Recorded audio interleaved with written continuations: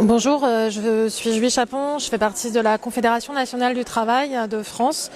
C'est un des syndicats organisateurs de cette conférence intersyndicale internationale en solidarité au peuple sahraoui que nous organisons aujourd'hui avec l'UGT Sahraoui.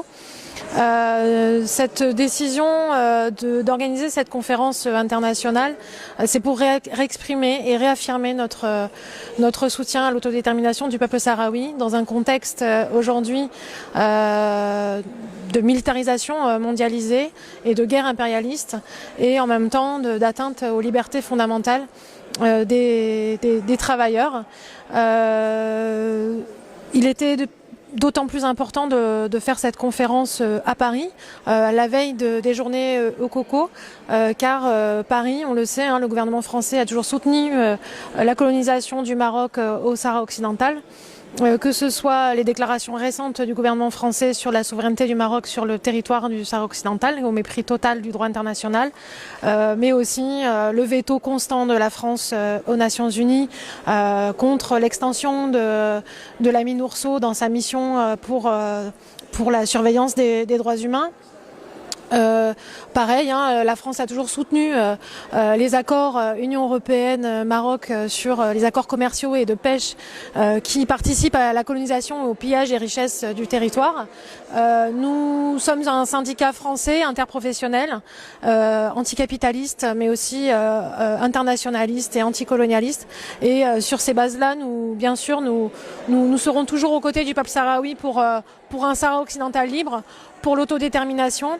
Et aujourd'hui, il y a différents volets qu'on aborde. Il y a à la fois la question des ressources naturelles du territoire. Cet après-midi, on va parler des questions du travail et du droit international, parce que les Sahraouis sur leur propre terre sont discriminés à l'emploi, mais aussi n'ont pas de liberté d'organisation syndicale. Voilà, donc on lutte à côté de l'UGT Sahraoui.